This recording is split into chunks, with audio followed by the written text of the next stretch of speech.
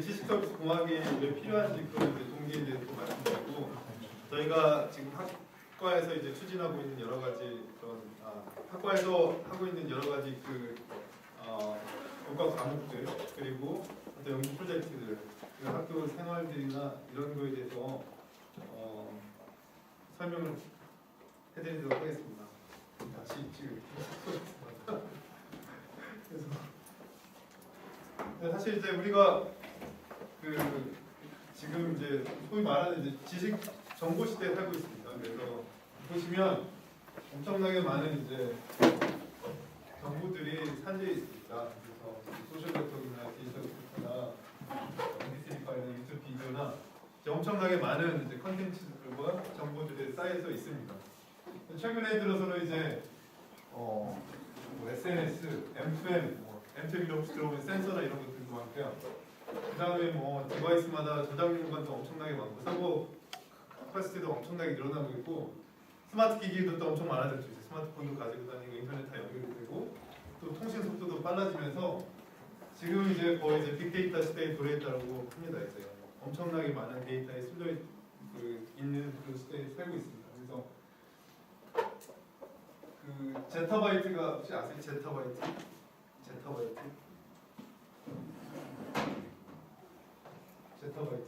제타바이트라고 들어보있어요. 제타바이트.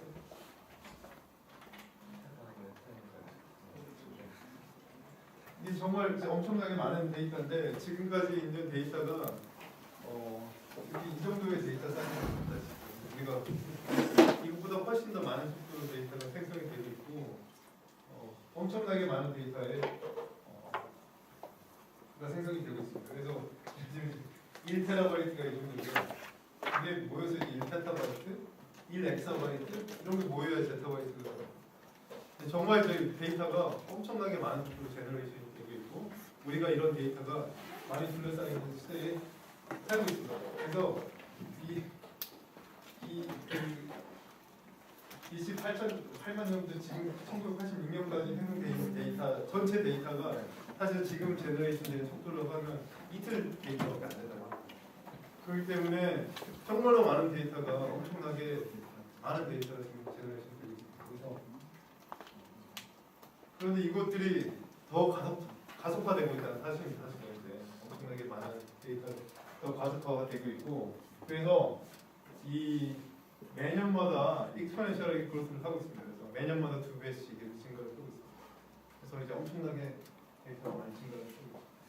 사실 이제 시스템도 엄청나게 많이 발전하고 있고 데이터도 그만큼 늘어나고 있는데, 제가 여기 질문 하나 드릴게요. 사실 이런 빅데이터의 시대에 살고 있는데 문제가 뭐라고 생각하세요? 좀 관심이 있으시니까 오셨는데 제가 한번 선생님한테 여쭤볼게요. 이런 데이터 시대에 살고 있는데 도대체 문제점이 뭔가? 나한테 필요한 데이터. 그렇죠. 나한테 필요한 데이터가 뭔지 모르겠다. 이름이 어떻게 되세요? 문성원. 무슨 과? 컴퓨터공학과. 예. 교육을 잘 받으셨네요. 그래서 나한테 원하는 정보를 찾기가 너무 힘들다. 또 다른 코멘트 있어요?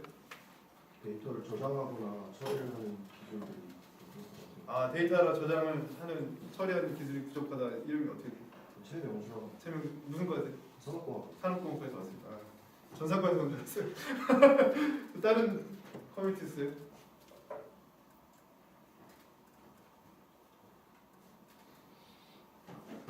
혹시 네. 저도 앞에 말씀하신 일맥상통합니다. 자, 혹시 어떻게 생각하세요? 데이터가 많아지는데 데이터를 효과적으로 좀 분석할 인원이 많이 모자라서 수요가 많이 필요하다고. 수요가 많이 그런 걸 들어보셨어요, 그러면? 네. 어떻게 생각하세요? 데이터는 많은데 그게 필요한 데이터인지는 필요한 데이터인지 아닌지도 모르겠다. 페이스북에 올라간 거 옛날 같으면 그냥 얘기 한 번 주고 써졌을 데이터입니다. 네. 혹시 어떻게 생각하세요? 허위 데이터. 그렇죠. 그런 데이터들 진위성을 갈 수 없는 그런 데이터들도 많고. 어떻게 생각하세요? 동의. 모든 거에 동의하시는. 어떻게 생각하세요? 저도 아까 말씀한 것처럼 나한테 필요한 데이터. 나한테 필요한 데이터. 맞습니다, 사실은. 그래서 엄청나게 IT 기술이 발전을 하고 있는데 딱 한 가지 발전하지 못한 게 있습니다. 사람 머리가 발전하지 못했습니다, 사실은. 이런 IT 기술에 대비해서 사람이 처리할 수 있는 그 능력은 사실 제한이 되어 있습니다, 사실은. 그래서 제가 이제 아까 발표 자료를 준비하면서 데이터 패러닥스 형식 한번 지어왔습니다, 사실은. 그래서 엄청나게 많은 것들이 들어가 있는데 결국은 사람하고 데이터하고 이런 인터랙션이 결국은 펀더멘탈 리미트로 남아 있습니다. 아까 그래서 김성환 학생이 말한 게 이제 이 엄청나게 많은 데이터 중에서 어떤 걸 찾아야 되는지 이런 데이터를 어떻게 처리를 하고 이런 걸 플러스해서 나한테 맞는 데이터, 내가 필요한 데이터, 나한테 잘 인터랙션을 해줄 수 있고 내가 뭔가를 디시전 메이킹을 할 때 잘 도와줄 수 있는 이런 이제 모든 것들을 다 통합을 해가지고 도와줄 수 있는 이런 것들이 많이 필요하게 됩니다, 사실은. 그래서 데이터보다는 그것들을 사용을 하고 나하고 인터랙션할 수 있는 그런 것들이 이제 핵심적인 이슈로 떠오르고 있습니다, 사실은. 그래서 이런 것들을 해결하기 위해서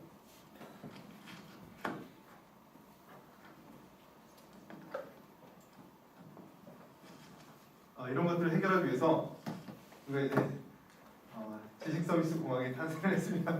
이렇게 얘기를 하고 있습니다. 우리가 박수를 이쯤에도 박수를 한번 쳐주셔야 됩니다. 하이스쿨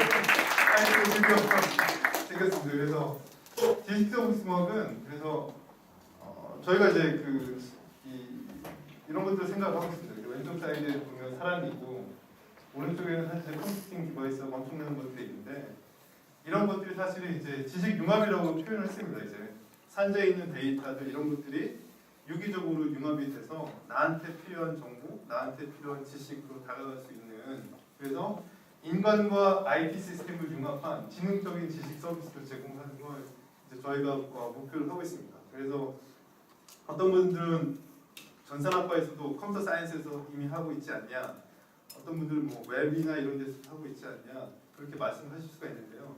중요한 건 이런 융합인 것 같습니다. 융합. 어떻게 하면 컴퓨터에서 아까 다른 학생이 말한 데이터를 어떻게 다 처리를 합니까? 이런 데이터 처리 문제가 있었죠. 어떻게 하면 프로세스 디자인을 합니까? 산업공학적인 접근도 있을 수 있죠. 어떻게 하면 사용을 쉽게 할 수 있는 인터페이스를 만들 수 있습니까? 산업 디자인적인 측면이 있을 수 있죠. 사실 이제 이런 것들이 다 어우러져서 어떤 시스템적인 그 관점에서 지식 서비스를 바라봤을 때 결국은 정말 학생 말한 나한테 필요한 것들을 제공해 줄 수 있고 내가 원하는 것들을 훨씬 더 서비스를 잘 받을 수가 있습니다. 그래서 정말로 나의 삶이 윤택해지고 정말로 우리 사회가 발전을 하는 결국은 이러한 제한점을 극복하고 어떻게 보면 인류가 훨씬 더 발전할 수 있는 그런 이제 그런 분야라고 할 수가 있습니다. 여기까지 질문 있어요? 질문 있을 것 같은데. 질문 없어요?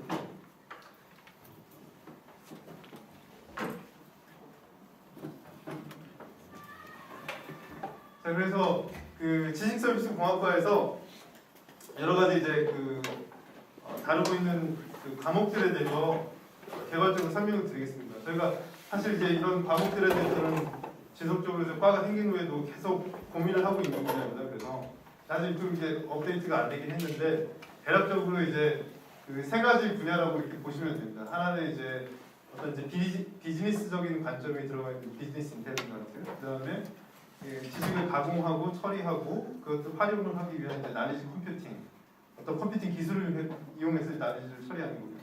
그다음에 이제 그 사람과 이제 시스템 간의 인터랙션과 모든 이제 그런 것들을 다루는 휴먼 앤 시스템 쪽이 있습니다. 그래서 어떻게 보면 이제 그 주로 그 학과 구성원들을 보면 그 컴퓨터 사이언스하고 이제 인더스트리얼 엔지니어링, 매니지먼트 사이언스나 이제 이런 쪽 사람들이 많이 이제 있고요. 그 뒤에서 이제 사실 다른 과 분들도 많이 있습니다. 지식 융합을 하기 위해서는 어떤 도메인 엑스퍼트나 그런 것들을 잘 활용하는 학생들의 융합이 되어야 되기 때문에 이제 그런 것들을 다 이제 고려를 하고 있습니다. 그래서 좀 더 세부적으로 그 안에 어떤 그 분야들이 있는지를 살펴보면 이제 비즈니스 인텔리전스 안에는 이제 비즈니스 인텔리전스 하는 그런 이제 코어한 테크닉들이 있고요. 그리고 사람들이 디시전 메이킹을 하기 위해서 하는 이제 도와주기 위한 디지털 서포트 시스템. 그리고 이제 날리지 컴퓨팅 같은 경우에는 이제 데이터 마이닝이나 이제 빅데이터 어널리시스 하는 그런 데이터 사이언스적인 것들이 있고요. 그 다음에 이제 스마트 기기나 이제 모바일 기기를 가지고 지식 서비스를 하는 이제 유비쿼터스 컴퓨팅 분야도 있고, 데이터를 갖다 정보를 갖다 그 검색을 하고 필요한 것들을 찾아주는 인포메이션 리트리벌 관련된 게 있고요. 그 다음에 이제 휴머니 시스템 부분에서는 사람들이 어떻게 인지하는지 인지적인 측면에서 이제 코그니티브 엔지니어링도 있고요. 그 다음에 결국 이제 사람하고 기계하고 인터랙션을 어떻게 잘 해줄 건지 이런 것들을 잘 해주기 위해서 휴먼 컴퓨터 인터랙션이라는 분야가 있습니다. 그리고 이런 시스템적인 것들을 어떻게 옵티마이즈 할 건지 잘 디자인할 건지 총체적인 관점에서 인더스트리얼 시스템이라고 이런 분야도 있습니다. 여기까지 필드에 대해서 좀 궁금하신 거 있어요? 여기 다루고 있는 필드에 대해서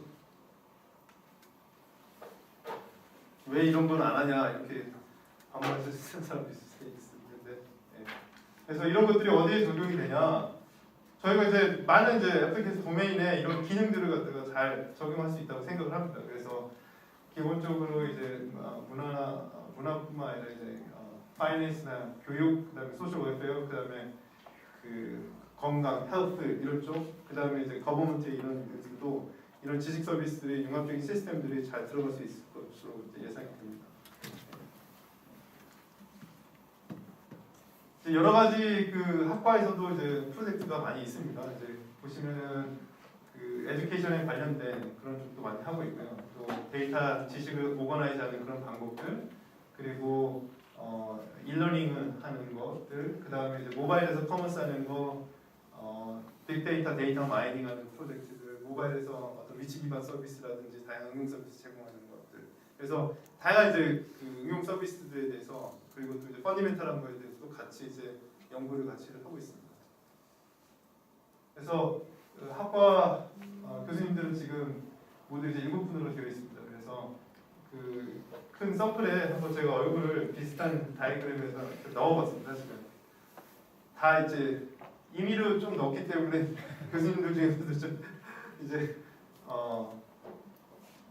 동의를 안 하시는 분도 있을 수 있는데요.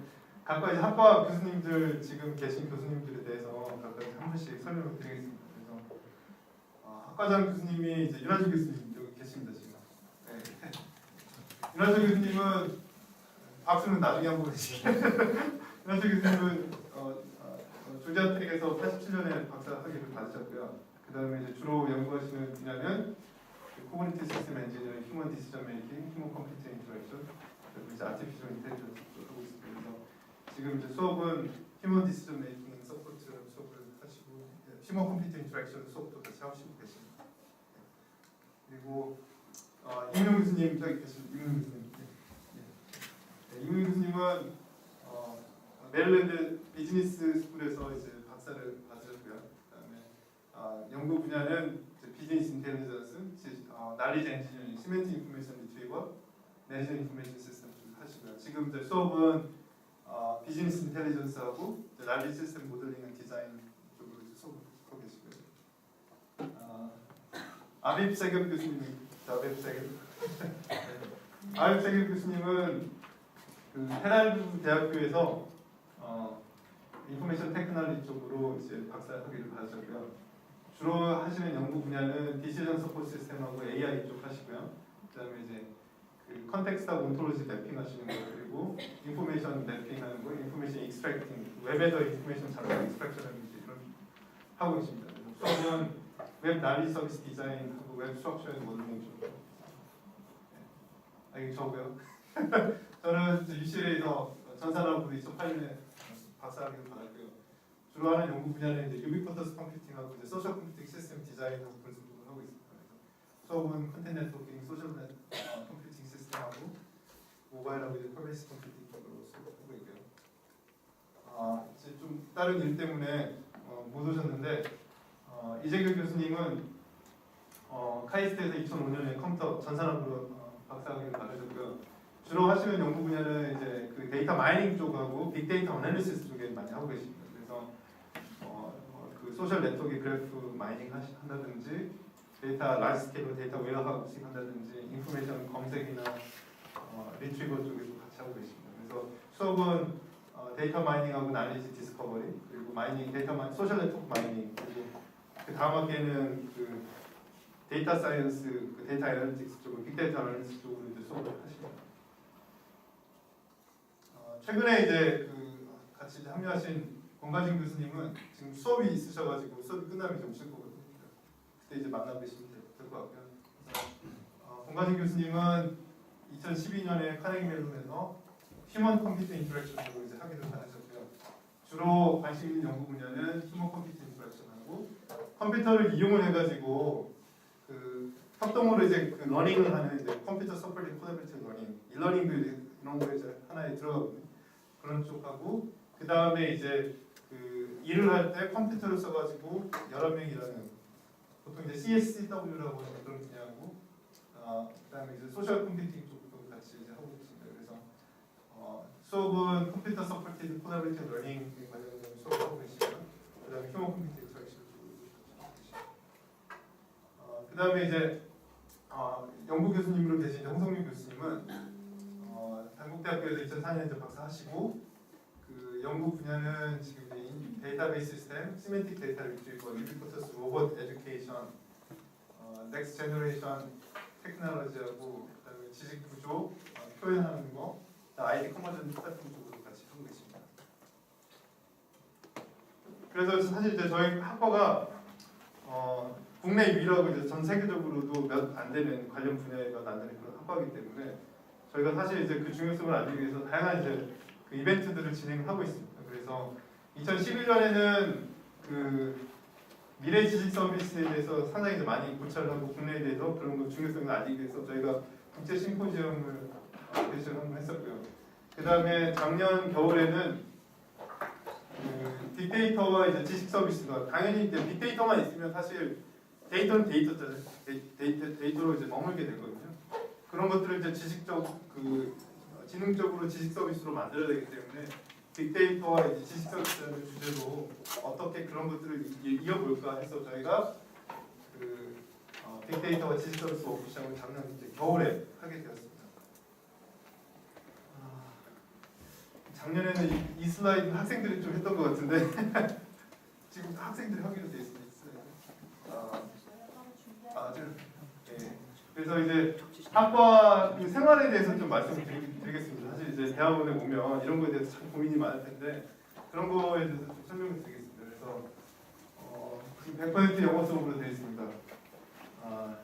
되게 이제 위협적이 될 수도 있고 챌린징이 할 수도 있고 아니면 되게 해보고 싶다 이렇게 느낄 수도 있을 텐데요. 이 대학원 수업이기 때문에 저희가 100% 영어로 진행을 하고 있습니다. 그리고 특히 이제 그 외국 교수님도 계시고 모든 것들이 이제 영어로 진행이 되고요. 그 다음에 좀 다른 학과들과 다의 이제 큰 차이점은 뭐냐면 그 보통 이제 석사 학생들이 오게 되면 바로 이제 그 어떤 이제 교수님 실험실로 배정이 되게 되어 있습니다. 근데 지식서비스 공학 같은 경우는 이제 한 학기 지나서 그 다음 학기 2학기 때 이제 배정이 되거든요. 그래서 1학기하고 1학기 초반 때는 RA라고 리서치 어시스턴트라고 해서 그 연구 조교를 해서 이제 프로젝트에 할당이 돼서 그쪽에서 이것저것 배우면서 이제 내가 정말로 연구하고 싶은 분야가 어떤 건지 그런 것들을 잘 골라서 선택할 수 있는 그런 시간이 주어집니다. 그래서 상당히 자율적이며 강압적인 연구 분야가 되고요. 그래서 자율적이지만 사실 이제 저희가 그 훨씬 더 자유를 많이 드린 거예요. 사실 학생들한테 열심히 하라고 사실 관심 있는 걸 찾으라고 사실 시간을 많이 주고 하거든요. 하지만 사실 이제 그런 초이스에 따라서 사실은 이제 훨씬 더 그것들 잘 열심히 할 수 있도록 그런 이제 그런 것들 상당히 많이 이제 저희가 독려를 하고 있습니다. 그래서 자율적인 분위기지만 열심히 같이 해서 정말로 내가 대학원에서 와서 어떤 걸 하고 싶은다는 걸 찾을 수 있도록 저희가 상당히 이제 교수님들이 많이 신경을 쓰고 거기에 대해서 노력을 많이 하고 있습니다. 그래서 또 이제 그 때마다 또 산을 따라 들을 따라서 캠핑도 가고 이제 운동회 가고 다양한 이제 이벤트가 준비가 되어 있습니다. 그래서 정신적인 뿐만 아니라 체력적인 것도 저희가 열심히 해서 정말 그 대학원 삶이 내가 딱 지식만 얻어갖고 나는 게 아니라 정말 같이 공부하는 친구들, 교수님, 그리고 내가 또 어떤 이제 다른 그 여러 가지 능력들을 같이 다 함량을 해서 정말로 21세기에 필요한 그런 지식 서비스 인재를 만드는 것을 저희가 목표를 하고 있습니다. 그래서 이 학생들 이제 전산학과, 산업공학과 이외의 학생들은 사실 이제 그러면 그 도대체 어떤 학과 학생들이 많이 오냐 그런 거에 대해서 많이 관심이 있으실 거예요. 그래서 저희가 이제 그 재학생 분포를 한번 이제 출력을 해봤습니다. 그래서 여기 보시면 왼쪽 그래프에 보시면 그 재학생 분포를 나타내는데요. 그래서 지금 컴퓨터 공학하고 산업공학과 학생이 거의 재학생의 한 반절 정도를 보시면 되겠습니다. 그래서 나머지 학과 사람들이 어디 무슨 학과냐를 보시면 전기전자학과가 한 11% 되고요. 경영정보학과가 한 11% 되고 나머지 30%는 사실 이론과가 아닌 거에 닿습니다. 그래서 그 혹시나 내가 다른 이상한 죄송합니다.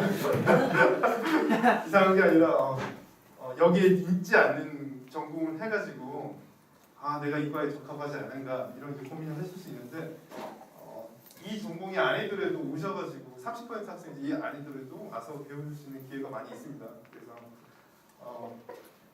그런 것들도 많이 고려를 해서 코스가 디자인돼 있어서 내가 이전에 학교에서 배우지 못했던 나머지 반쪽을 우리 과에 와서 배우신다고 보시면 되겠습니다. 그래서 졸업생 진로를 보시면 박사과정 진학이나 이제 연구소에 가거나 창업해서 벤처로 나가는 이런 학생도 상당히 많이 있고요. 그 다음에 이제 IT나 이제 컨설팅 쪽으로 많이 빠지는 학생도 많이 있습니다. 사실 이제 창업이나 벤처 같은 경우에도 그러니까 교수님들하고 인터랙션 할 수 있는 기회가 많이 있기 때문에 조언도 많이 받고 또 사실 이제 빅데이터, 데이터하고 어떤 지식적인 그 인텔리전스 서비스 쪽이 있기 때문에 훨씬 더 이제 참고할 수 있는 기회가 많이 있습니다. 그래서 재학생들이 이제 그런 기회를 잘 찾아서 활용을 하는 것 같습니다. 그리고 학생들이 여러 가지 이벤트를 참여해서 사실 이제 이런 것도 많이 독려를 하고 있거든요. 그래서 다양한 이벤트에 참가해서 상도 타고 이제 이런 것도 많이 있습니다. 그래서 이제 그 지원하시면 지금 이제 후기에 보통 이제 매년 이제 한 석사 과정은 한 10명 정도 초반을 하고요. 후보 있고요. 박사 과정도 한 5명 내외 이제 후보 있습니다. 그래서 1차 서류 전형하시고 이건 이제 학교 그 프로세스에 그대로 따르시면 되고요.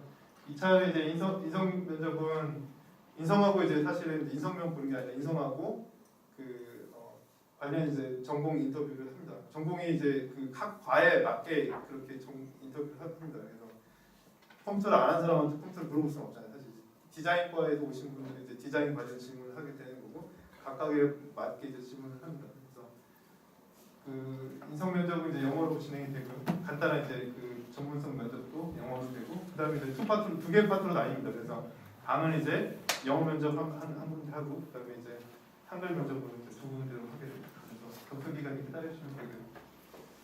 질문 있어요? 밥이 안 나요? 밥이 안 왔네 이제. 40분에 밥이 오기 때문에 질문을 좀 해주시면 감사드립니다. 산업 시스템학과 전공입니다. 석사 4학기 하고 있는데요. 석사 예. 궁금한 게 지식 서비스 공학이랑 네. 웹사이언스 공학을 전산학과 이게 이름 다 비슷한 것 같거나 실제 연구 분야도 비슷한 것 같은데 예. 무슨 차이가 있는지 잘 이렇게 와닿지가 않더라고요. 실제로 이희진 교수님도 지금 양육 보니까 컴퓨터 사이언스 하신 것 같은데 예. 무슨 차이가 있는지 잘 모르겠어요. 되게 좋은 질문 하셨어요. 되게 사실 이제 저도 우리 과에 와서 그런 고민했었고요. 근데 이제 그 제가 생각하기에 큰 차이점이라고 하면 우리가 사실 이제 전산학도 분야가 엄청 넓잖아요. 사실 산업과학도 엄청 분야가 넓고 말을 하자면 다 한다고 할 수가 있잖아요. 사실은. 근데 저희가 생각하는 건 그 어떤 아까 그 큰 그림에서 봤던 그 사람하고 시스템 간의 인터랙션이 완성이 되는 그런 쪽으로 많이 포커스를 두는 게 맞다고 좀 보거든요. 그러니까 어떤 하나하나 요소 기술이기보다는 큰 그림 안에서 어떻게 하면 이런 그 21세기 최대 난제의 이 문제를 융합적으로 풀어내냐 이런 그 총체적인 접근이 많이 다른 것 같아요. 그러니까 웹에 관련돼서 웹에 관한 기술하고 웹사이언스 테크놀로지를 풀 수도 있겠죠. 사실 어떤 하나지만 근데 꼭 그 웹이라는 것이 이 전체 문제를 푸는 데 있어서는 하나의 솔루션이 한 부분일 수는 있는 거죠. 사실은 전산학이라는 것도 사실은 거기에 이제 전산학에 어떤 테크놀로지가 있고 거기 그 안에서 사실 휴먼 컴퓨터 인터랙션도 많이 하시고 이러시잖아요. 사실은 근데 이제 그것보다는 더 큰 틀이 필요하다는 거죠. 이제 어떤 이제 그 인더스트리얼 디자인, 인더스트리얼 엔지니어링 그리고 매니지먼트나 이런 그 다학문적인 요소가 융합이 되었을 때 이런 문제를 잘 풀 수 있다고 생각합니다. 그래서 우리 과는 기본적으로 이제 그 융합적인 측면을 많이 강조를 하고 있습니다. 그래서 저도 이제 학과에 조인을 한 후 연구하는 분야가 많이 바뀌었거든요. 이제 기존에 전산학적인 것들 많이 했다면 지금은 이제 휴먼 사이드를 많이 하고요. 어떻게 하면은 그런 갭을 갖다 줄일 수 있을지 그런 갭에 대해서 상당히 많이 생각을 하고 있습니다. 그래서 보통 보면은 이제 어떻게 보면 이제 시스템이 지원하는 어떤 기능하고 사람이 생각하고 있는 기능들 원하는 것들 그러니까 어떻게 보면 이제 테크노 소셜 갭이라고 이런 얘기를 하거든요. 결국은 이제 그런 갭을 줄여줄 수 있는 게 지식 서비스의 이제 핵심적인 거라고 볼 수가 있습니다. 제가 질문을 답을 잘했나요? 예. 다른 질문 있으세요?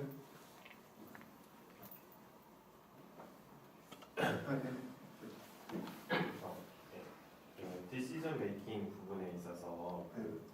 뭐지 IT 기술을 활용해가지고 경영할 때 이게 판단을 할 때 도움이 준다고 하는데 혹시 실제 기업 같은 데서 이런 기술을 사용하고 있는 사례가 있는지? 아주 좋은 질문이에요. 사실 그 질문에 대해서는 거기 임용 교수님 비즈니스 인텔리전스 하시는데 그 말씀해 주시면 좀 제가 부연 설명도 해드릴게요. 사실 전공하시는.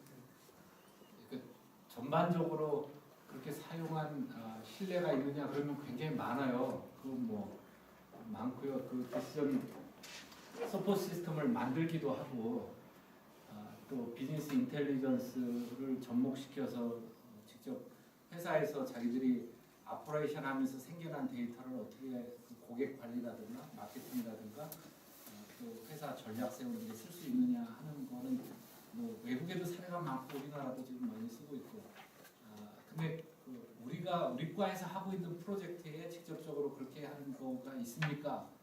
아니 이렇게 물어보는 거라면 회사랑 관련돼서 직접적으로 제가 한 프로젝트는 없거든요. 그래서 그 질문에 내가 우리 과에 그런 예가 있습니다라고 말하기가 좀 그 적합하지 않은 상황인데 회사랑 계속 이야기를 하고 있어요. 몇몇 공공기관하고도 얘기를 하고 있고 지금 회사하고도 얘기를 해서 그런 솔루션 만들어서 어떤 회사를 실질적으로 향상을 시키는 그런 일에 지금 이야기가 진행되고 있는데 아직까지 그러니까 우리 과가 생긴 지가 4년 됐고요. 4년 내가 카이스트 온 지는 3년 반 지난 상태인데 직접적으로 그런 걸 나는 못했는데 아마 윤 교수님은 실제로 회사들하고 일을 많이 하셨으니까 디시전 메이킹 향상하는 데에 지금까지 해오신 연구를 적용하는 데는 많이 있을 거라고 생각을 하고요. 아니 그럼 진작 나한테 말해봐. 디시전 메이킹 좀 늦었어요. 한 게 없다는 얘기를 하는 이게 디시전 메이킹이라는 게 굉장히 뜻이 넓어요. 그렇다면 이제 원자력 발전소에서 오퍼레이터가 앉아서 하는 일이 뭐냐면 디시전 메이킹이에요. 그러니까 이게 내가 지금 이 시스템이 제대로 돌아가느냐 안 돌아가느냐, 내가 지금 중간에 이걸 간섭을 해야 되느냐 말아야 되느냐를 늘 디시전 메이킹 하고 있다가 이거 좀 이상하다 그러면은 지금 상황이 뭐냐는 거 판단하는 것도 디시전 메이킹이고, 이런 상황에서는 어떤 절차를 거쳐서 무슨 일을 해야 되느냐는 것도 디시전 메이킹이고, 마지막에 이 원자력 발전소를 좀 셧다운 해야 되느냐 아니면 살려야 되느냐 이런 문제도 이제 디시전 메이킹이죠. 수억이 날아갔다 왔다 그럼 그때 뭘 보느냐면 늘 정보를 봐요. 그 현재 그 원자력 발전소의 그 정보 시스템을 보면서 자기가 알고 있는 지식을 가지고서 이제 하죠. 그러니까 거기에는 또 지식을 도와줄 수 있는 여러 가지 방식이 있어요. 그 프로시저 같은 것들이 화면에 나타나죠.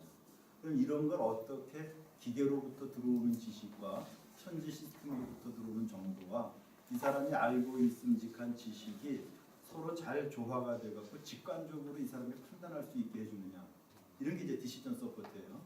그래서 경영학과에서 디시전 서포트는 맨날 사장님이 앉아서 고민하는데 뭐 리그레션이나 LP 갖고서는 이렇게 점해갖고서는 문제 푸는 거 그런 좋은 의미로 얘기하는데 사실은 디시전 메이킹이란 건 인간의 두뇌가 어떤 판단을 할 때 그거에 정보가 도움이 되는 경우 어떻게 정보를 제 시간에 아주 가장 적합한 모양으로 사람한테 제공해 주느냐 하는 전체를 연구해야 되기 때문에 굉장히 심리학적이기도 하고 그다음에 인공지능도 써야 되고 그다음에 이제 HCI 어떻게 하면 그걸 시각화 시켜줘야 되느냐 하는 문제 같은 게 다 결부가 됩니다. 그래서 지금 우리가 지금 제안하고 있는 시스템 하나는 지금 이런 거예요. 거의 아마 들어올 것 같은데 그 시스템도 과거에 어떤 회사의 주가 추이를 쭉 보면 그래프들이 나오잖아요. 그걸 보고서 내가 이걸 언제 살 거냐 말 거냐 이런 시스템이 굉장히 많아요. 그리고 그걸 뭐 수학적으로 계산해서 지금 뭐 빨간 점 파란 점에서 살 때다 팔 때다 이런 거 하는 건 수없이 많아요. 그런데 그 회사의 과거의 재무 정보라든가 기록을 다 같이 놓고 사람이 직접 그래프를 보고 자기가 전문적인 주식에 대한 또는 그 회사 재정에 대한 무슨 그 전문적인 지식이 없어도 직관적으로 보고 이런 경우는 굉장히 안전하다 하는 거를 볼 수 있는 방침을 그런 거 이제 시각화를 시켜준다면 굉장히 안전하게 주식 투자를 할 수가 있어요.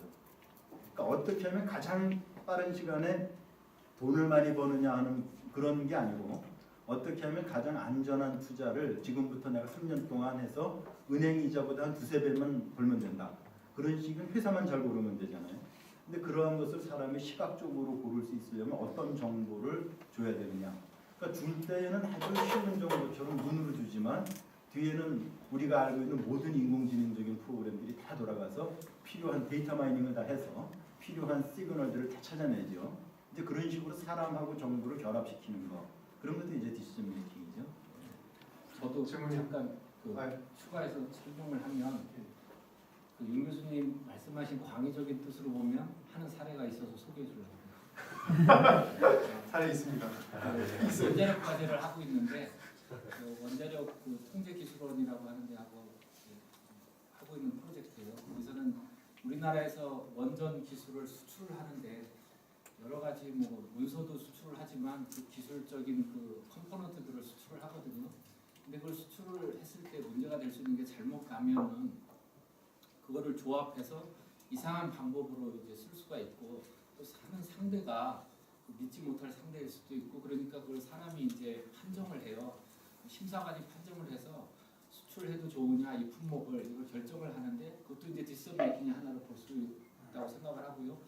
지금까지는 그걸 사람이 했어요. 근데 지난 한 최근 4~5년 동안에 우리나라 원전 기술을 사가겠다고 하는 사람들이 이제 많이 생겨서 나라가 많이 생겨서 그동안에 수출량이 많이 늘어가지고 그동안에 사람이 했던 방법을 계속 사람이 해서는 안 되고 그걸 어떻게 컴퓨터 시스템으로 도움을 받을 수 있느냐 그 프로젝트를 하고 있어요. 그래서 저희 같이 하고 있는 학생들도 있는데 지금까지 심사관이 사람이 했던 그 일들을 이제 컴퓨터가 할 수 있도록 그래서 사람의 어떤 그 리즈닝 프로세스를 컴퓨터가 점검해 가면서 사람의 도움을 받기도 하고 컴퓨터가 자동으로 처리하기도 해서 사람과 어떤 그 기계를 조합을 시켜가지고 가장 최적의 디시전 메이킹을 해보자 이제 그런 심사 판정 시스템을 지금 개발하고 있거든요. 그것도 뭐 크게 보면 DSS의 하나로 볼 수 있습니다.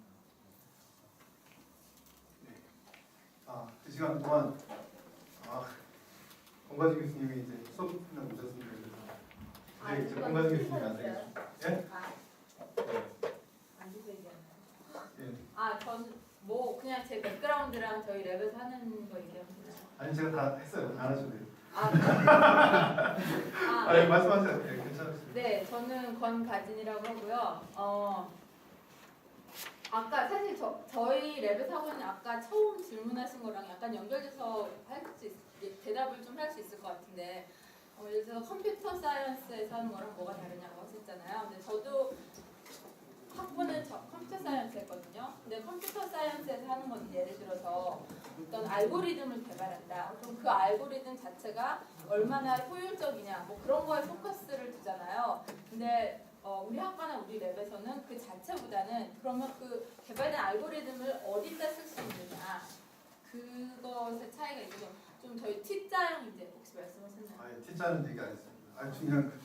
중요한 거 얘기. T자형 이제 좀 설명해 주세요. 네, 저희 과 이제 그 주로 하는 게 이제 T자형 인재라고 보고 있는데 그 어떤 이제 한 전문 분야를 가지고 그런 툴들을 갖다가 잘 활용을 할 수 있는 그러니까 컴퓨터 사이언스 이렇게 할 수도 있어요. 사실은 이렇게 제가 폄하하는 건 아닌데 어떤 알고리즘에 대해서 20% 성능 향상을 했다라는 것보다 저희가 보기에는 그 툴을 어떤 걸 위해서 어떤 도메인에 잘 썼을 때 얼마나 사람들한테 그 도움이 되는지 그런 것들 잘할 수 있는 인재를 갖다가 만든 겁니다. 그래서 사실은 아까 되게 다양한 백그라운드에서 오셨는데 그런 다양한 백그라운드에 있는 그런 그 지식을 가지고 그런 것들을 접목을 해서 그 분야에 쓸 수 있도록 하는 그건 T자형 인재를 갖다 키우는 것들 상당히 이제 큰 목적 중에 하나로 잡고 있습니다. 그래서 저희 학과나 저희 랩에서는 기술 자체라기보다 그 기술을 가져다가 어떻게 활용하고 어떻게 그걸 연구에 쓸 수 있는지 실생활의 문제를 풀기도 하고 뭐 연구 문제가 될 수도 있고요. 그렇게 생각하시면 맞을 것 같아요. 이건 잠깐만요. 얘기가 흥미진진하게 됐기 때문에 답이 아직 않았기 때문에 여러분 2분 내로 답이 왔답니다. 2분 내로. 아까 그 사실은 1번 질문이 굉장히 크리티컬한데 그 웹사이언스도 있고 컴퓨터 사이언스도 있고 산업공학에서도 뭐 비슷한 거 한다고 그러고 여기서 또 하는 게 뭐냐. 그래서 과목을 보니까 데이터 마이닝 또 들어있고 HCI도 여러 학과에 있는데 여기 또 들어있고 그럼 이 바가 뭐냐. 그거를 제일 잘 비유를 드리려고 그러면 셰프를 생각하면 돼요. 셰프가 뭔지 알죠? 셰프가 하는 일을 보고 디쉬 엔지니어링이라고 얘기할 사람, 디쉬 사이언스. 그릇을 전부 모든 음식을 다 그릇에 담어. 그러니까 이 사람은 그릇을 다루는 사람이구나 그러면 아주 포인트를 놓치는 거죠. 그러니까 웹을 다루는 데다 이건 우리랑 전혀 관계가 없어요 사실은. 그럼 우리가 자바로 무슨 프로그램을 많이 짜주면 자바 엔지니어링 하는 데냐 그 아무 상관이 없어요. 포크 앤 나이프로 먹으면 아차 사람들은 포크 쓰는 사람인데 상관없어요. 밥 먹는 사람이지. 그러니까 쿡이라는 거는 뭘 하는가 하면 현재 있는 모든 식품 재료에 대해서 일가견이 있어야 돼요. 그렇다고 그 식품 재료를 개발하는데 일생을 바치는 사람이 아니죠. 그렇죠? 그다음에 현재 갖고 있는 모든 그 조리 방법이라든가 이런 거에 대해서 알고 있어야 돼요. 그러니까 메소드를 잘 알아야 돼요. 그러나 목표는 메소드를 개발하는 게 아니죠. 뭐냐면 최고의 메소드를 가지고 지금 제일 적절한 메소드를 가지고 적절한 재료를 골라서 좌우간 제일 맛있는 음식을 만드는 거. 제일 쓸모있는 일을 하는 거. 그러니까 지식 시대에는 가장 가치 있는 모든 일은 지식을 기반으로 돼요. 모든 비싼 일은 지식을 기반으로 돼요. CEO들이 몇백만 불씩 받는 거는 그 사람들이 지식을 잘 활용해서 디시전 메이킹을 잘하기 때문에 그 사람들이 그 지식을 만드는 사람이나 지식을 굉장히 많이 공부한 학자가 아니라고요. 그러나 분명히 그 사람들은 누구보다도 지식을 잘 활용해서 의사결정을 남보다 몇 억 불을 더 벌 수 있는 의사결정을 하는 거죠. 바로 그러한 것이 이제 시스템적인 비유예요. 그거를 어떻게 하느냐 하는 것에는 아까 T자형이라고 했지만 굉장히 넓은 지식이 필요해요. 하나를 잘한다는 걸로 일이 해결되는 게 아니에요. 그런 걸 잘 구별해가면 날리지 서비스 엔지니어링이라는 건 시스템 엔지니어링이구나 이렇게 생각하면 이해가 됩니다. 또 다른 그러면 지금 그 시간이 좀 돼서 도시락을 먹으면서 같이 이제 또 재학생들도 오고 그러니까 좀 더 자유롭게 이야기하는 시간을 갖도록 하겠습니다.